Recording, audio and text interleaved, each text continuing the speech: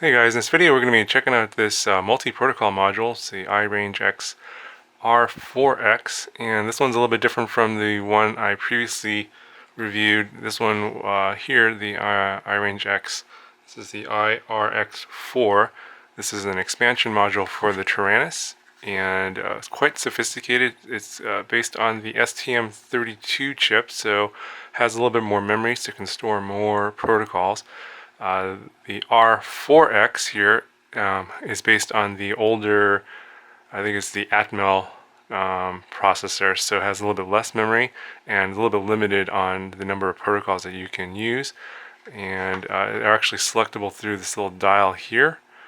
And this one comes with some instructions, and it comes with a table with all the different protocols. And you can see here the same 4 chips are supported: the A7105, the CC2500, the CYR F6936, and the NRF24L. The same ones, but you're only limited to these, I think it's 16 protocols or 15 protocols and sub-protocols here because of the limited amount of memory. So for example, in the previous video with the module for the Taranis, I was able to connect this to the E011, which uses the Beiyang protocol, but that protocol isn't available on this one. So for demo purposes, I will use the E010 instead, because that protocol is on here and it's on the little dial here as the E protocol.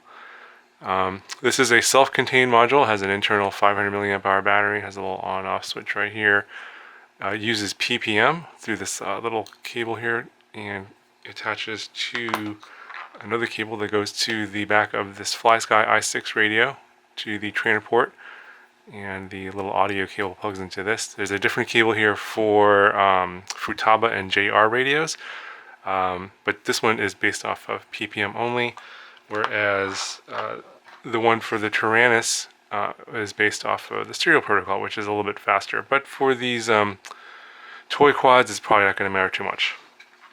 Now the binding procedure does vary a little bit from model to model. As you can see here, some of them will auto bind and some of them do not. I will just demo the binding procedure for the E010, which is pretty simple. Basically, you turn on the quad, and then you press this little bind button here, and while you're turning it on, and then this little status light will flash, and then it'll bind to the toy quad at that point. Now, as I mentioned before, it is very simple to set up. You bind your model, you turn this on, you plug this in to the back of the radio with the supplied cable, and you're pretty much good to go, with the one exception that you may need to do some channel reversing, and I'll show you that here in a second. It's pretty easy to do. But other than that, there's really not much to do in terms of getting this to work. Okay, so I'll go ahead and I'll demo the binding procedure here for the E010. Go ahead and turn on the quad, and you'll see the little lights are flashing. It's in bind mode. Make sure your radio is turned on, and then go ahead and press the bind button while turning on the multi-protocol module.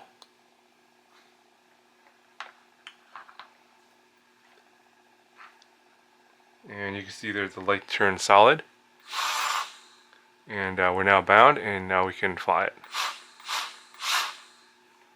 It's pretty much that easy. Some of the other models obviously are going to vary in terms of the binding procedure. You can probably just vary the power up setting. You can either power up this first and then turn on the quad, or vice versa. It just depends on the model, and if you have trouble, I would recommend going to the link in the RCGroups and ask questions there, because I don't have a lot of those models, a lot of those toy models, so I obviously can't test that and demo it for you guys. So definitely go check that link out if you have questions about how to do binding to specific models. Now, in the case of the E010, I had to reverse one channel, and I'll show you how to do that. And the Flysky radio, you just press and hold the OK button, and then you go into setup, and then the first function here is reverse, and I had to reverse the I think this is the elevator channel or the pitch channel here, because it was backwards, but everything else was the same. So only way you'll know is you bind it up, try and fly it, and if you see that the channel is reverse going the wrong way, then you just go in here and swap it out, and then press and hold cancel to save your change. Now I do know that the protocols here are somewhat limited. For example, the Beiyang protocol for the E011 isn't included on this default list. There is a way to open up this module and reprogram the board. You just reflash the chip to get some different set of protocols if you want. You can customize that. It's a little bit beyond the sort of my abilities, so I'm not going to be able to demo that for you guys. But I think it's basically, I think you have to open this up, and then there's probably going to be like an FTDI connection somewhere. And if you go to the page on GitHub, I think there's going to be some tutorials there on how to reflash your chip to swap out your protocols. If, for example, if there's a bunch here that you're not going to use, you can put in some ones that you are going to use so that you can maximize the usefulness of this module.